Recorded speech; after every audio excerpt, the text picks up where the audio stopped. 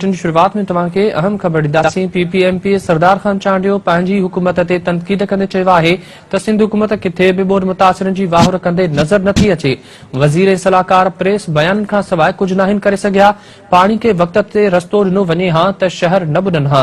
वारे में अली हसन बिरोही जे वारसनि सां ताज़ियत बाद मीडिया सां ॻाल्हाईंदे सरदार खान चांडियो चयो त सिंध हुकूमत किथे बि ॿोॾ मुतासिरनि जी वाहुर कंदे नज़र नथी अचे। संदसि चवणु हो त वज़ीर ऐं सलाहकार प्रेस बयाननि खां सवाइ कुझु नाहिनि करे सघिया।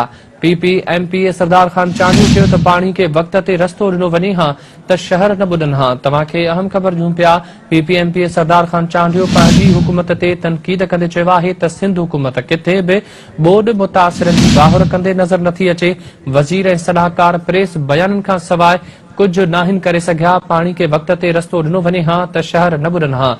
वारहे में अली हसन बिरोही जे वारसनि सां ताज़ियत बाद मीडिया सां ॻाल्हाईंदे सरदार खान चांडियो चयो त सिंध हुकूमत किथे बि ॿोॾ मुतासिरनि जी वाहुर कंदे नज़र नथी अचे। संदसि चवणु हो त वज़ीर ऐं सलाहकार प्रेस बयाननि खां सवाइ कुझु नाहिनि करे सघिया। पीपीएमपी सरदार खान चांडियो चयो त पाणी खे वक़्त ते रस्तो ॾिनो वञे हा त शहर न ॿुॾनि हा। अहम ख़बर तव्हांखे ॾियूं पिया नाज़रीन। पीपीएमपी सरदार खान चांडियो पंहिंजी हुकूमत ते तनक़ीद कंदे चयो त सिंध हुकूमत किथे बि ॿोॾ मुतासिरनि जी वाहुर कंदे नज़र नथी अचे। वज़ीर ऐं सलाहकार प्रेस बयाननि खां सवाइ कुझु नाहिनि करे सघिया। पाणी खे वक़्त ते रस्तो ॾिनो वञे हा त शहर न ॿुॾनि हा। तफ़सील मालूम कंदासीं। अली असगर मिरासी लाइन ते मौजूद आहे। असगर ॿुधाइजो, पीपीएमपी सरदार खान चांडियो पंहिंजी हुकूमत ते तनक़ीद कई आहे, छा चवण आहे संदसि जो?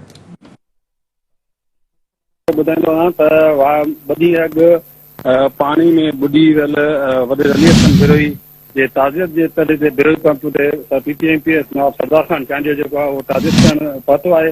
जॾहिं मीडिया सां ॻाल्हाईंदे चयो त जेकॾहिं इंसान सही वक़्तु पाणी खे रस्तो ॾिए हा त तमामु घणी तबाही न अचे हा। सिंध सरकार असांखे कंहिं हंध ते माण्हुनि जी वाह कंदे नज़र नथी अचे ऐं पंहिंजी मदद पाण वटि कोशिशि करे रहिया आहियूं त पंहिंजे टक जे माण्हुनि जी ख़िदमत जारी रखूं। इंशाअल्लाह जल्द उमेद मोदी ते अबूज़ेब मां आयल मेडिकल कैंप हफ़्ते लाइ लॻाई वेंदी ऐं मुतासिरनि जी मुकमल इलाज कंदी।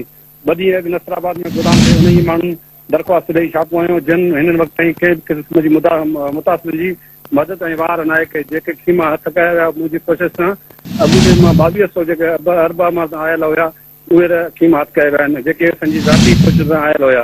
हिननि चयो त उहे ख़ीमा असीं वार ऐं कंबर जे ॿोॾ मुतासिरनि में तक़सीम कया। जेकॾहिं हुकूमत हिन ॾुखी घड़ीअ में मिसकिन माण्हुनि जी वार न कई या मदद न कई ईंदड़ इलेक्शन में असां समेत पीपुल्स पार्टी खे सख़्तु तकलीफ़ में मुंहुं ॾिसणो पवंदो।